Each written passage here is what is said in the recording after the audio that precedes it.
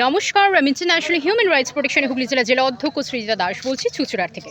চুঁচুড়া তোলা ফটকের কাছে অবস্থিত গ্রামীণ ব্যাংকের ঠিক সামনেটায় কিছুদিন আগে আপনাদের আমি দেখিয়েছিলাম কীরকম একটা অস্বাস্থ্যকর পরিবেশ হয়েছিল। দুর্গন্ধে তো পেটের ভাত উগড়ে আসার অবস্থা ছিল, রাস্তা পর্যন্ত পুরো একদম নোংরা হয়েছিল। দিনের পর দিন জায়গাটা পরিষ্কার হতো না, অথচ এই রাস্তা দিয়ে বহু মানুষ যাতায়াত করেন, বড় বড় অফিসার্সরা যাতায়াত করেন, ছাত্রছাত্রীরা যাতায়াত করে। এখানে গ্রামীণ ব্যাংক থাকায় এখানে বহু মানুষ আসছেন কাজের সূত্রে। তারপরেও কিন্তু এই রকম অবস্থা ছিল একদম রাস্তার উপর সবার চোখের সামনে, কিন্তু তাও কারুর কোনো ভ্রুক্ষেপ ছিল না।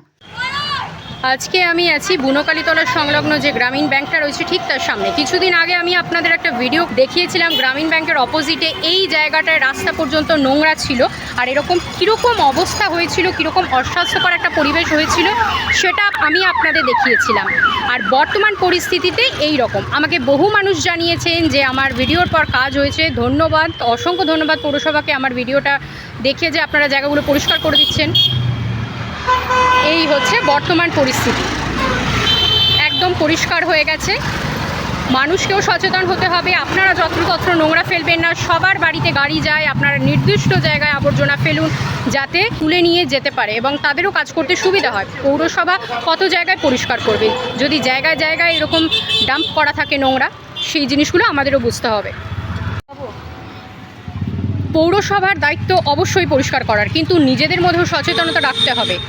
দূর থেকে এসে, বাইরের থেকে এসে আপনারা ছুঁড়ে রাস্তার মধ্যে এরকমভাবে ফেলবেন না। বাড়িতেও গাড়ি যাচ্ছে, সেখানে আপনারা ফেলুন। ভিডিও করতে করতে একটা সুন্দর জিনিস চোখে পড়লো, একজন মানুষ এসে কিন্তু এই নোংরা ফেলার গাড়িতেই নোংরাগুলোকে ফেললেন, তাকে আমি সানন্দে ধন্যবাদ জানালাম। উনি যেরকম ফেলছেন, গাড়ি দেওয়া রয়েছে তার মধ্যে ফেলছেন, এই রকম সচেতনতাটা অবশ্যই দরকার। ধন্যবাদ। জায়গায় ফেলার জন্য আবর্জনা, এই যে জায়গাটা জায়গায় ফেলতে হবে, সবার মধ্যে এই সচেতনতাটা দরকার। গাড়ি দেওয়া রয়েছে সেটার মধ্যে ফেলুন, সেটা যখন ভর্তি হয়ে যাবে তার পাশে এসে ফেলে দিলাম সেটা কিন্তু করবেন না। বাড়িতেও গাড়ি যাচ্ছে, আপনারা সেখানে ফেলুন, সেখানে রাখুন। দরকার হয় আপনারা সবাই কমপ্লেন করুন যখন পরিষ্কার হবে না, তার মানে এই নয় রাস্তা যেখানে সেখানে নোংরা ফেলবেন। এই যে অনেক পরিষ্কার হয়ে গেছে, দেখে আমি খুব খুশি হয়েছি।